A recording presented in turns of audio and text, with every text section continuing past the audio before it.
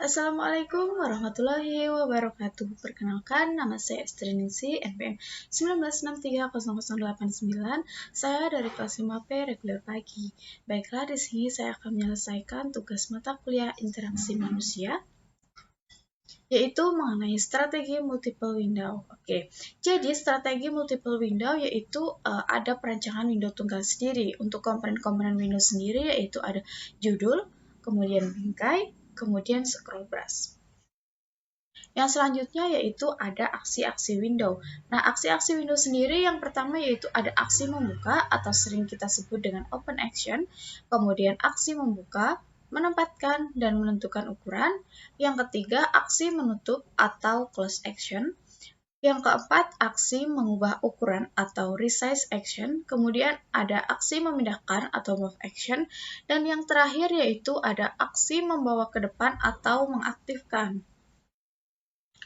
Yang selanjutnya yaitu ada perancangan multiple window. Nah, untuk perancangan multiple window sendiri yaitu ada multiple monitor, rapid display flipping, kemudian split display, kemudian ada fixed number, size, place, and number, kemudian ada non-space filling, kemudian ada failures of tailors, kemudian ada window zoom, yang terakhir yaitu arbitrary overlap.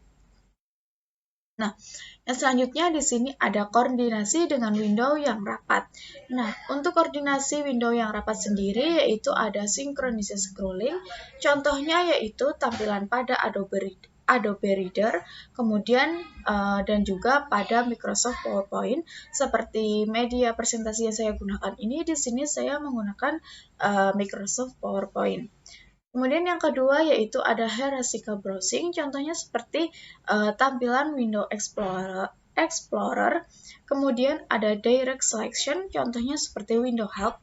Kemudian two-dimensional browsing, ada juga dependent windows opening, contohnya itu seperti tampilan dependent windows closing. Dan yang terakhir ada save or open windows tab. Nah, dan yang terakhir yaitu kita akan mengetahui bagaimana cara melihat citra dengan multiple window. Nah, jadi ketika kita melihat sebuah site geografi atau kesehatan, sepasang scroll bar tampak kelihatan ukuran gambar yang lebih kecil dari ukuran layar. Nah, untuk memperjelas maka dapat dilakukan dengan zoom terhadap gambar.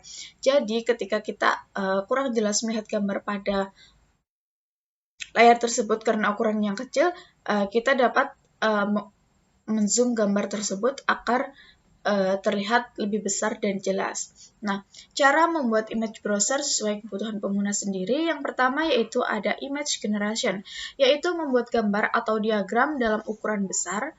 Yang kedua yaitu open-ended exploration, yaitu melihat supaya lebih jelas bagian dari sebuah peta atau gambar. Yang ketiga ada diagnosis. Nah, diagnosis sendiri yaitu penelusuran suatu diagram sirkuit, biasanya pada bidang kedokteran atau layout surat kabar. Yang keempat ada navigation, dan yang terakhir yaitu ada monitoring. Nah, jadi itu tadi sedikit materi mengenai struktural Windows, semoga dapat bermanfaat. Saya akhiri. Wassalamualaikum warahmatullahi wabarakatuh.